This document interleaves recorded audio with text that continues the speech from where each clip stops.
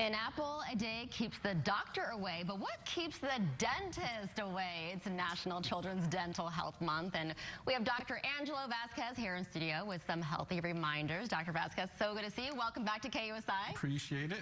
Thanks for having me. Of course. What keeps the dentist away? Let's help our parents here and the kids. I think brushing and flossing, educating the parents, and promoting a positive environment for the kids, keeps the dentist away. But of course, we love seeing our little ones and our parents and families. So yeah. Well, if I had a dentist that wore a shirt like yours, I would have no problem going to my appointments every 6 months. Appreciate it. We try to keep it fun. Yeah. So why is it so important this month to just keep Children's Dental Health Month in mind? Yeah, so we want to increase children's oral health awareness. Cavities or tooth decay still remains the most chronic disease of childhood. So anything that we can do to kind of empower the community to help limit the incidence of that disease would be a great thing. At what age does a parent start to see poor dental hygiene? You might see it as, soon as first tooth, or, as soon as you start seeing little stains on the teeth, like, hey, that looks suspicious. So we wanted to see the little ones before it gets to that stage, for sure. And kids start developing their teeth around 6 to 9 months. Yeah, absolutely. So around 6, 7 months is your first tooth coming through. So we love to see little ones by the eruption of the first tooth or no later than age 1. Yeah, well, let's talk to our parents who have a hard time taking their kids to the dentist because of anxiety. We all remember going to the dentist as a kid and you kind of get scared.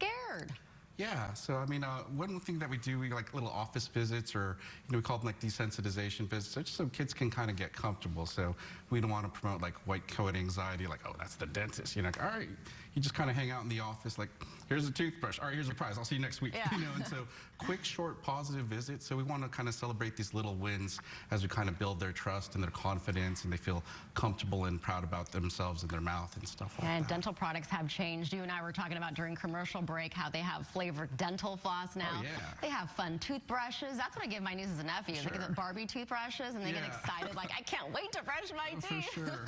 Like, kids love like the new flavored toothpaste. I like the Sparkle Fun one. Tastes delicious. And one kid's like, I ate the whole tube. I'm like, you're not supposed to eat it. I was like, I know it's good, but you can't eat it. So yeah, there's definitely ways that we promote a kind of fun environment, and so that they feel excited about brushing and their prevention. And let's talk about tooth decay. Is it preventable?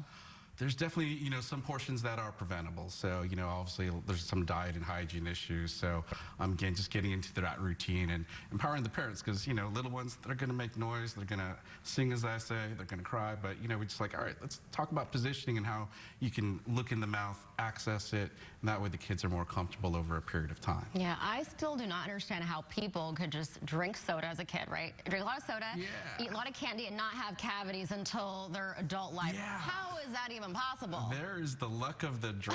And so it's always the sibling that doesn't brush, doesn't floss. They don't get the sugar bugs, as we say, and the one that does brush and floss, like, it's not fair, and so there's always that, genetic predisposition or portion of that. So there's also luck. So yeah.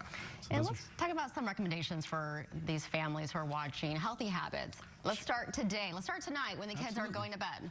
Absolutely. So, basically want to brush and floss. So after all the snacking, we get a lot of kids that, they'll brush, floss, and then like, oh, they find a snack afterwards. I'm like, oh, that's not good, because all that food, whatever it may be, just sits on the top of the teeth, in between the teeth, and it sits there, and then the acid levels in your mouth increase. So we definitely want to do that right before bedtime. That's probably the more important ones, of brushing and flossing after that.